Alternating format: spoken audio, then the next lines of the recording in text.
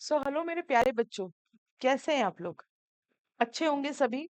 उम्मीद करती हूँ। परमपिता परमेश्वर से प्रार्थना करती हूँ कि मेरे बच्चों को एग्जाम तक वैसे तो आजीवन स्वस्थ रखें, पर मान लो उनको थोड़ा सर्दी जुकाम भी अगर होने का है तो वो एग्जाम बाद हो। एग्जाम तक तो सब अपने आप को फिट रखें और अपने खाने का हेल्दी फूड खाएं, उस पर ध्यान दें। ठीक जैसा कि अभी थोड़ा सा एटमॉस्फेयर ऐसा चल रहा है, जैसे मुझे खुद को भी फीवर है, तो ये थोड़ा एटमॉस्फेयर चल रहा है, तो इससे आप लोग बच के रहे। ठीक है, सुरक्षा ही हमें बचा सकती है। चलिए हम आते हैं हमारे टॉपिक पर। मैं टॉपिक पे आऊं उसके पहले बेटा मैं आपको कुछ बात बताना चाह रही हूँ। जैसा कि हमारा नवरात्रि जो फेस्टिवल है नवरात्रि का, वो कंप्लीट हो चुका है। दीपावली ऑलमोस्ट कंप्लीट हो चुका है ना। जिसे हम पड़वे का त्योहार कहते हैं, मिलनसार का त्योहार कहते हैं। हमारे फ्रेंड सर्कल्स में, रिलेटिव्स में जा जाकर हम मिलते हैं। यह कुछ कुछ कल मन गया था, कहीं कहीं आज मन गया। ठीक, अब एक भाई दूज का त्योहार और रह गया। इसलिए मैं ऑलमोस्ट कह रही हूँ कि दीपावली भी हमारा कंप्लीट हो चुका है। लेकिन अगर आप लोग चाह रहे हैं अब कि अब हमें समय मिलेगा ऐसा वैसा, तो कुछ नहीं बेटा। दीपावली के बाद का समय दीपावली के बाद का समय इतनी जल्दी निकलता है जिसकी हम कल्पना भी नहीं कर सकते। इसीलिए मैं बार बार कर रही हूँ कि अब 1 नवंबर से ये हमारा 80% सिलेबस आज कंप्लीट हो जाएगा।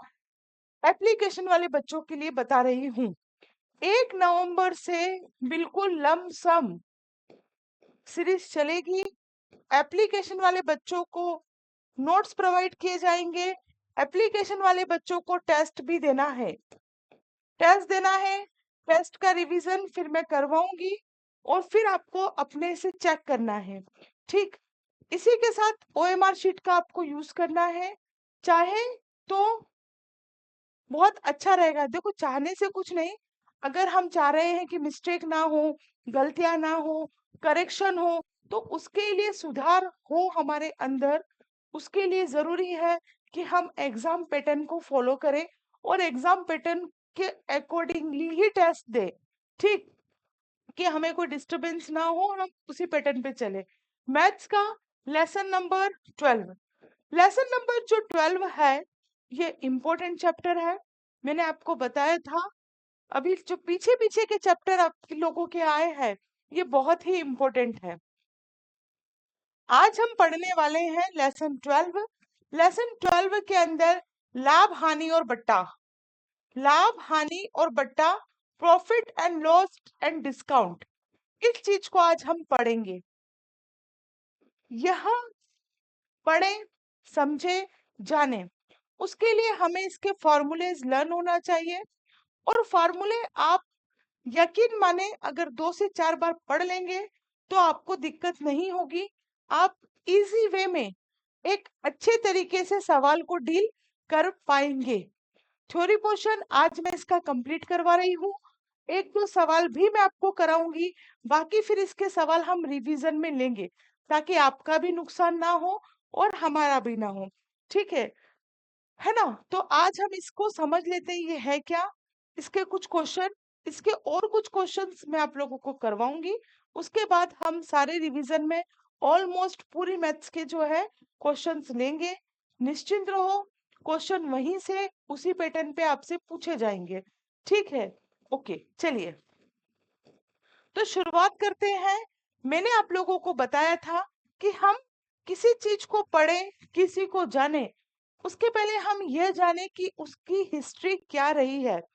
हिस्ट्री क्या रहने से मतलब यह है कि क्वेश्चन वहां से आने का क्या चांसेस है, कैसे क्वेश्चन आए हैं, कितने कितने क्वेश्चन उस चैप्टर से पूछे गए हैं, ये हमें पता होना चाहिए। यह बहुत इंपॉर्टेंट चीज है। तो अगर हम बात करें पिछले 10 सालों की, तो आप देख सकते हैं कंटिन्यूअस यहाँ से क्वेश्चन आए हैं। अगर हम इस ईयर को हटा दें, और मैं फिर कह रही हूँ कि 2026 में यहाँ से 3+, 25-26 में 3+ क्वेश्चन आएंगे। कोई चीज ऑन कैमरा बोलना छोटी चीज नहीं होती है। मैं फिर कह रही हूँ कि यहाँ से 3+ क्वेश्चन आएंगे ही आएंगे एग्जाम में। तो आपको तैयारी बहुत अच्छे से करनी है। कल मैंने इतनी रामायण गाई कि मैथ से 20 क्वेश्चन आएंगे। 20 क्वेश्चन में से जिसके 18 क्वेश्चन सही होंगे, 18 क्वेश्चन जिसके सही होंगे, मैथ्स की बात कर रही हूँ, 18 क्वेश्चन जिसके सही होंगे, वही अपनी सुनिश्चितता, सफलता एग्जाम में निश्चित करेगा। सुनिश्चित कब होगी उसकी सफलता? जब वो मैथ्स के 18 क्वेश्चंस को सही करने में कामयाब होता है। इसके लिए करना क्या है? कुछ नहीं करना, सिर्फ और सिर्फ प्रैक्टिस करनी है ना। करत करत अभ्यास के जन्मति होत सुजान, रसरी आवत जात है सिल पर पड़त निशान। बार बार जब कोई कुएं से पानी खींचता है, बाल्टी रहती है उसमें रस्सी बंधी होती है। आजकल तो ये प्रोसेस देखने को नहीं मिलती, लेकिन आप पुरानी फिल्म में, सीरियल में ऐसा देखते होंगे कि कुएं से पानी खींचने के लिए पहले रस्सी और बाल्टी का यूज होता था। रस्सी और बाल्टी को कुएं में डाला जाता था, फिर उस रस्सी से क्या करते थे, उस बाल्टी को खींचते थे, उस बकेट को खींचते थे। तो ऐसा बार बार उस प्रोसेस होती थी। तो जो कुएं जो होता है ना, कुआं, उसके अंदर जो पत्थर होते थे उस पर रस्सियों के निशान बन जाते थे। तो कोई चीज अभ्यास से बहुत इजीली पाई जा सकती है। ठीक है, तो अभ्यास करो। सारे त्योहार हमारे मन चुके हैं, सब त्योहार एंजॉय कर चुके हैं। त्योहार है हमारी परीक्षा का। तो जिस तरीके से हमने हमारी नवरात्रि डिस्टर्ब नहीं की, हमने हमारी दीपावली डिस्टर्ब नहीं की, डिस्टर्ब करने का मतलब हमने बहुत जोर शोर से इन त्योहारों को मनाया। वैसे ही आप लोग ये मानो कि नवोदय भी हमारे लिए एक त्योहार है। और पर्व क्या, देखो दीपावली हर साल आती है, नवरात्रि हर साल आती है, हर साल हर त्योहार आते हैं। लेकिन आपका नवोदय का जो त्योहार है, ये अगर हाथ से गया तो ये फिर नहीं आएगा। क्लास 3 के बच्चे, क्लास 4 के बच्चे अभी से प्रिपरेशन कर रहे हैं। इवन मेरे एप्लीकेशन में भी क्लास 3, 4 के बच्चे जुड़े हुए हैं। पालक देख रहे होंगे, उनके बच्चे भी क्लास 3, 4 में है। मतलब कंपटीशन की आप देखो, कंपटीशन का लेवल देखो, बच्चे 3rd क्लास से प्रिपरेशन कर रहे हैं। इवन इतना ही नहीं, 11 रुपीज वाली जो टेस्ट सीरीज है, वो भी बच्चों ने, जो छोटी क्लासेस में है, क्लास 3rd में, क्लास 4th में, उन्होंने इसे परचेस किया है। चलिए, तो हम देखते हैं कि 2015 में यहाँ से 2 क्वेश्चन आए हैं, 2016 में 4 क्वेश्चन, 17 में यहाँ से कुछ नहीं पूछा गया, 2018 में यहाँ से 3 क्वेश्चन, 2019 में 3 क्वेश्चन, 2020 में 2 क्वेश्चन, 2021 में 3, 22 में 3, 23 में 3 और 24 में 4। और 3 प्लस अभी भी क्वेश्चन रहेंगे, मिनिमम 3, और 3 से एक आधा बड़ा तो 4। 3 क्वेश्चन तो वो पूछेगा ही पूछेगा। जब हम प्रॉफिट लॉस को पढ़ते हैं, कुछ टर्म्स हमको आनी चाहिए। जैसे कि हम बात करें क्रय मूल्य की, क्रय मूल्य, कॉस्ट प्राइस या परचेसिंग प्राइस, ये क्या होता है, ये हमको पता होना चाहिए। सेलिंग प्राइस, विक्रय मूल्य क्या होता है, ये हमको पता होना चाहिए। लाभ क्या होता है, ये हमको पता होना चाहिए। और घाटा, है ना, लॉस क्या होता है, वो हमें पता होना चाहिए। ये कुछ टर्म्स है जो हमें बहुत ही अच्छे से पता होनी चाहिए। अगर यह पता नहीं है तो फिर सवाल आपसे नहीं बनेंगे। ठीक, इसके पहले हम परसेंटेज को सीख चुके थे। ठीक है, देखो मैं कोशिश ये कर रही हूँ कि मैं आपको लोकल लैंग्वेज का यूज करके बहुत अच्छे से समझा दूं। ठीक, लेकिन उसके लिए आपको बिल्कुल कंसंट्रेशन के साथ मेरे साथ जुड़ना होगा। ठीक है, कॉपी पेन भी लेकर बैठा बैठा करो। कुछ पॉइंट अगर मेरे बोले आपको अच्छे लगते हैं तो आप उसको लिख लीजिए। टेलीग्राम ग्रुप को ज्वाइन कर लीजिए, वहां मुझसे जितनी मदद बनी मैं और करूंगी। चलिए आइए आते हैं हम कॉस्ट प्राइस पे। और एप्लीकेशन वाले बच्चे, भाषा परीक्षण की जो क्लासेस है वो डेली अपलोड हो रही है, आप उसको देख लीजिएगा। ठीक है, एप्लीकेशन वाले, ओके। और मेरा सभी से निवेदन है, यूट्यूब वाले बच्चों से भी कि प्लीज वीडियो को लाइक करो, कमेंट्स करो, और सब ये दो चीज आप ना भी करो तो मुझे कोई दिक्कत नहीं है, लेकिन मुझे सिर्फ इतना सा निवेदन है कि आप अपने फ्रेंड सर्कल में भी इसे सेंड कर दे, इस लिंक को। ठीक, मत करो लाइक, मत करो कमेंट, मुझे कोई फर्क नहीं पड़ता, लेकिन ये जरूरतमंद तक पहुंचा दीजिए आप। चलिए, क्रय मूल्य, कॉस्ट प्राइस। कॉस्ट प्राइस होता क्या है? जिस भी, जैसे मान लीजिए ये पेन है, ठीक है, मैं सिर्फ अभी कॉस्ट प्राइस की बात कर रही हूँ, है ना, क्रय मूल्य की बात कर रही हूँ। कॉस्ट प्राइस, परचेसिंग मूल्य, क्रय मूल्य, सब एक ही बलाएं हैं, सब एक ही चीजें हैं। मान लीजिए हमें ये पेन अच्छा लगा, मुझको ये पेन चाहिए, तो मैं दुकान पे गई, मैंने दुकान वाले से पूछा ये पेन कितने का है, तो उसने बोल दिया मैडम 10 रुपए का।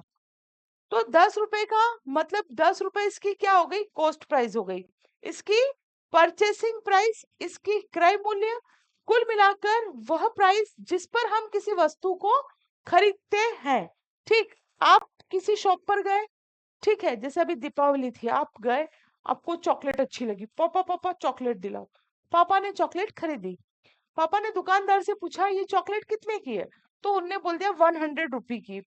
तो जो उसने 100 रुपी बोले, और जो आपने उसको 100 रुपीज में खरीदा, तो आप क्या कर रहे हैं? परचेस कर रहे हैं, है ना, उसकी कॉस्टिंग प्राइस हो गई, उसको क्रय कर रहे हैं। तो कुल मिलाकर किसी भी चीज को हम मार्केट से जिस रेट में खरीदते हैं, वह उसका कॉस्ट प्राइस होता है।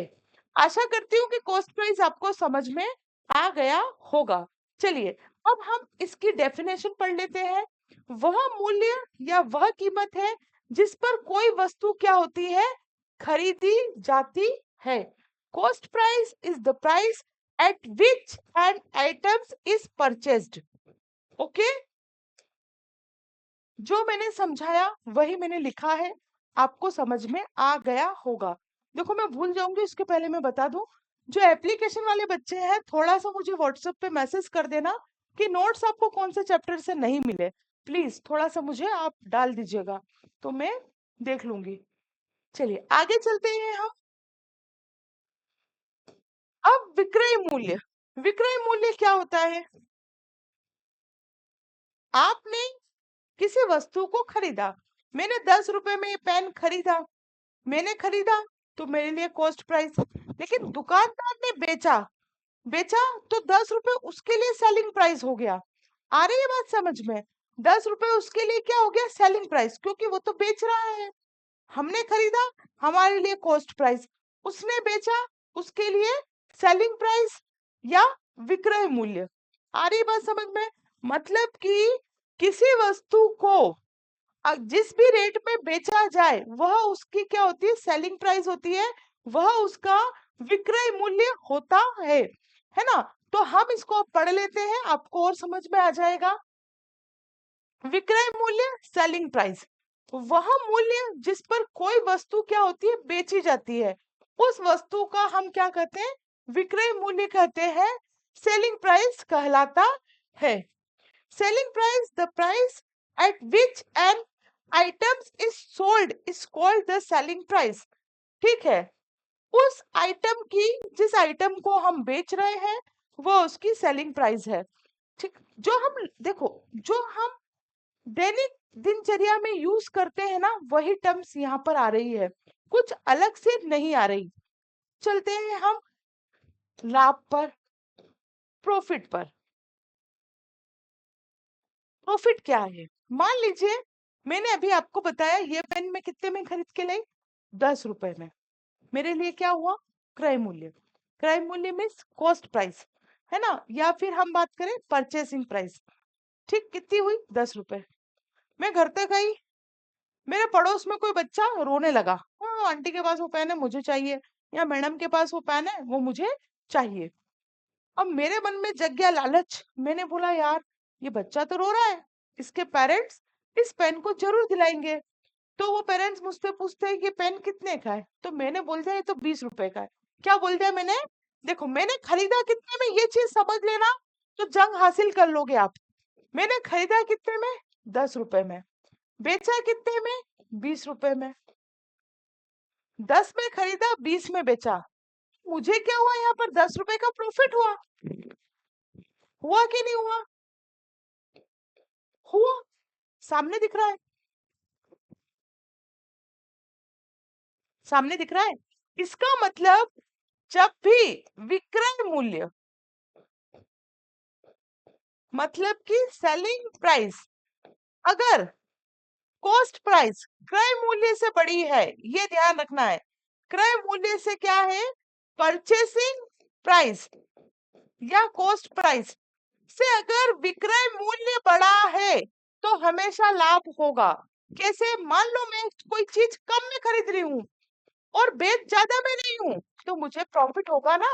जैसे मान लीजिए मैंने कोई पानी का बोतल 200 रुपए में खरीदा, तो ये क्या हो गया, मेरा क्रय मूल्य, कॉस्ट प्राइस। ये हो गया क्रय मूल्य। कितने में खरीदा मैंने? 100 रुपए में। ये क्या है, मेरा कॉस्ट प्राइस। मैंने बेचा उसको मान लो 400 रुपए में। ये मेरा क्या है, सेलिंग प्राइस। मतलब जो सेलिंग प्राइस है, जो विक्रय मूल्य है, वो अगर कॉस्ट प्राइस से बड़ा होगा तो हमें हमेशा लाभ होगा। ये आपको ध्यान रखना है। अब ये जो चीज मैंने आपको एक लोकल लैंग्वेज में समझाई, उसको मैं डेफिनेशन में समझा देती हूँ। किसी वस्तु का विक्रय मूल्य यदि वस्तु के क्रय मूल्य से अधिक है, विक्रय मूल्य यदि वस्तु की, जो मैंने बोला ना अभी आपको, ये विक्रय मूल्य अधिक होना चाहिए क्रय मूल्य से, यही लिखा है। किसी वस्तु का विक्रय मूल्य यदि वस्तु के क्रय मूल्य से अधिक है तो वस्तु को बेचने पर क्या होगा, हमेशा प्रॉफिट होगा। ठीक इसका उल्टा कर लेंगे, यदि क्रय मूल्य अधिक है विक्रय मूल्य से, मान लो मैंने कोई वस्तु 400 रुपए में खरीदी और मैं उसको 200 रुपए में बेच रही हूँ। 400 में खरीद रही हूँ और 200 में बेच रही हूँ, मतलब परचेसिंग कॉस्ट ज्यादा है और सेलिंग कॉस्ट कम है। 400 में लाई और 200 में बेचा, तो मुझे क्या हो रहा है, 200 का घाटा हो रहा है। लाभ कैसे होगा, विक्रय मूल्य अधिक होने पर। घाटा, लॉस कैसे होगा, क्रय मूल्य अधिक होने पर। ठीक है, ये चीज आपको ध्यान रखनी है। लाभ कैसे होगा, जब वस्तु का विक्रय मूल्य मतलब परचेसिंग प्राइस अधिक होगा तब। और घाटा, लॉस कैसे होगा, जब वस्तु का कॉस्ट प्राइस क्रय मूल्य अधिक होगा तब। सामने से दिख रहा है, सामने का लॉजिक है।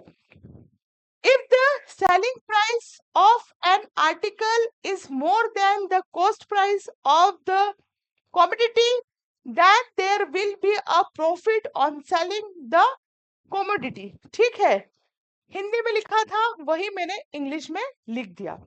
लाभ को निकालने के लिए ये कुछ फॉर्मूलेज हैं, ये फॉर्मूले आपको याद होना चाहिए।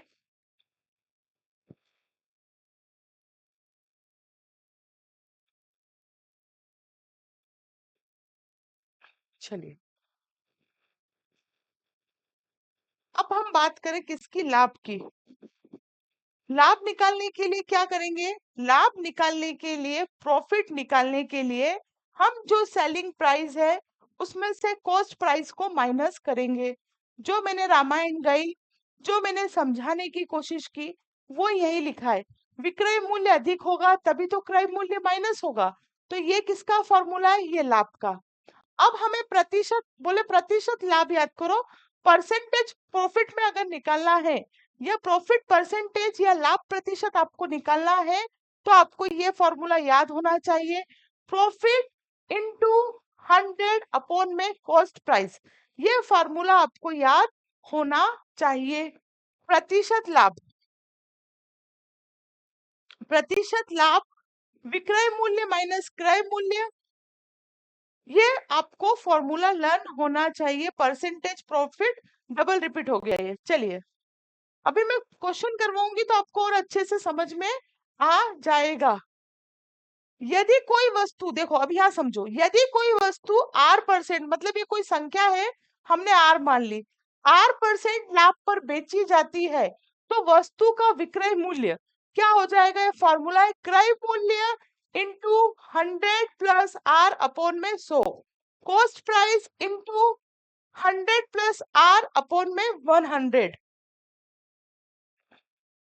ये फॉर्मूले से बेटा है ना, ये मैं आपको दे दूंगी इसकी लिस्ट, ये आप लोग पढ़ लीजिएगा। यदि कोई वस्तु R% लाभ पर बेची जाती है तो वस्तु का क्रय मूल्य वही विक्रय मूल्य इंटू, इसके मैं फॉर्मूले की लिस्ट दे दूंगी, अभी सवाल भी कराऊंगी ना तो आपको समझ में आ जाएगा। अगर हानि पे बेचेंगे विक्रय मूल्य इंटू 100/100 माइनस R। तो आते हैं हम एक क्वेश्चन पर, क्वेश्चन को पढ़िए, क्वेश्चन को पढ़िए।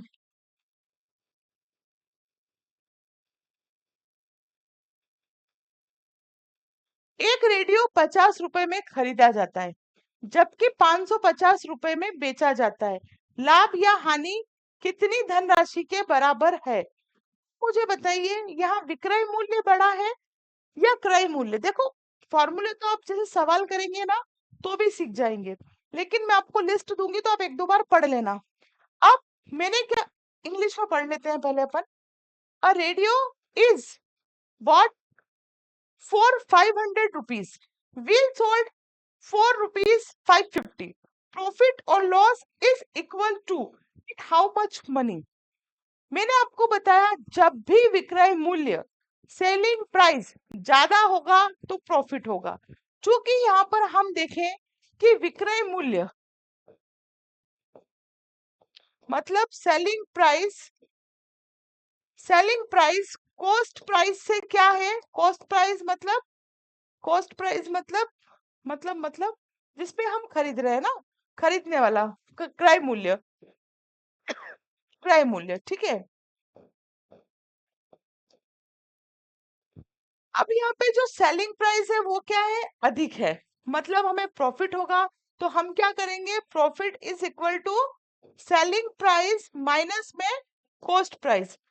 तो कितने में खरीदा? ये हो गया क्रय मूल्य, ये हो गया आपका सेलिंग। बेचा आपने 550, खरीदा कितने में? 500 में। तो कितने का प्रॉफिट हो गया हमें? 50 रुपीज का। आई बात समझ में कि नहीं आई? आ गई होगी, ऐसे मैं उम्मीद करती हूँ। अब नेक्स्ट पे चलते हैं। इस क्वेश्चन को पढ़ो और सोचो कि हम इसको कैसे सॉल्व कर सकते हैं। जल्दी से मैं पानी पी लेती हूँ जब तक।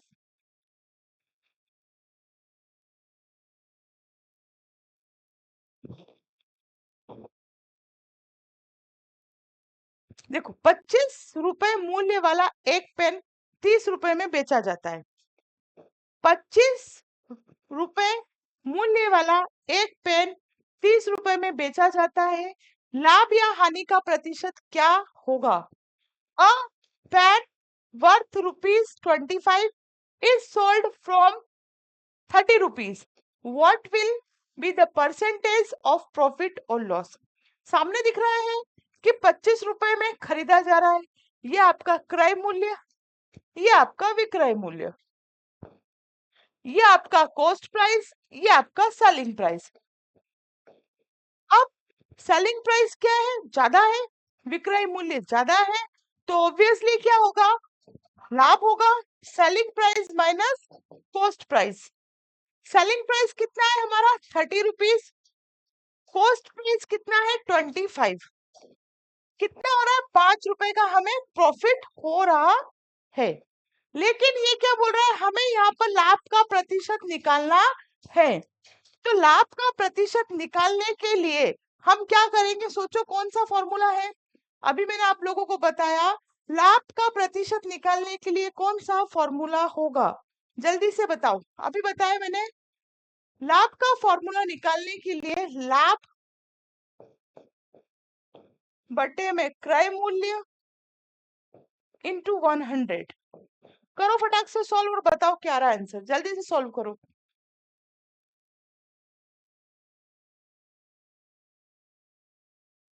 जल्दी से सॉल्व कीजिए। लाभ कितना हुआ? 5 रुपीज का, तो 5 रुपीज रखेंगे। क्रय मूल्य कितना है हमारे पास? सेलिंग प्राइस है ना, लाभ मतलब ये प्रॉफिट, इंग्लिश मीडियम वाले के लिए लिख दो। ये हमारा कॉस्ट प्राइस। लाभ कितना है हमारे पास? 5 रुपीज का। कॉस्ट प्राइस कितनी है हमारे पास?